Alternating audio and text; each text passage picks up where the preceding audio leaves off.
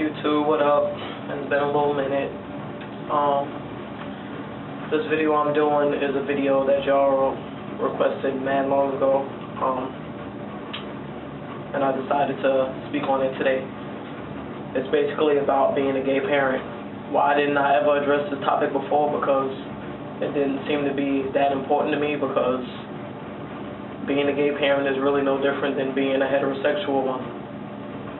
I mean, I think it would be more difficult for somebody who's bisexual to have to explain their lifestyle to their child. You know what I mean? Like, you know, not saying all bisexuals do the whole 1 minute they have a dude, the next minute they're interested in a woman.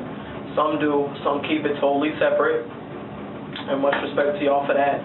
But I think it's more difficult for them to have to explain that. You know what I mean? Being gay, whether you're male and a straight gay dude or a straight lesbian and just only deal with women, I think that it's not that difficult, because if your child has only seen you around the same sex and only seen you interact with the same sex and never seen you once, you know, laid up or hugged up or showing any type of affection towards the opposite sex, then there's no confusion. As for me, I have a daughter. She'll be 9 this year, and the only thing she's ever seen me around was women. So I think she would be more thrown off if one day she walks in and mommy is laid up in the bed with a dude.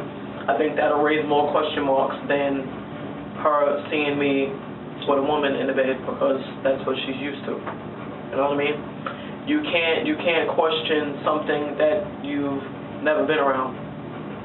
You know what I mean? The only time maybe questions come across her mind is, you know, maybe being around the other kids at school and seeing their mother and fathers interact. But not even then. Even then, she doesn't ask anything like that. The most she's ever asked me was, "Mommy, why don't you wear a dress?" Like things like that. Or, "Mommy, why don't you wear lipstick?" You know, stuff like that. But as far as anything else goes, no. The closest thing she ever really tried to get, you know, a sense of understanding is when she asked me the question about who am I going to marry, and she asked me this like 2 years ago. So I think that question came to mind because of her being in school and, you know, being amongst kids that have, you know, a mother and a father as a parent who were married, and she probably just was wondering, well, I wonder who my mom's going to marry. So she asked me, "Mom, are you going to marry a man?" I said, "No." She said, "Are you going to marry a woman?" I said, "I don't know. I don't even know if I'm going to get married." And she said, "Okay." And I left it at that. I did actually try to explain to her kind of sort of what, you know, the gay lifestyle meant, as far as men liking men and women liking women. But she kind of just giggled and thought it was funny. And that I tried to explain 2 years ago when she asked me that question. So, you know, as your child gets older, certain things are just going to come naturally, and you're not going to have to explain anything. Everything will be self-explanatory from them being around you and your lifestyle as is.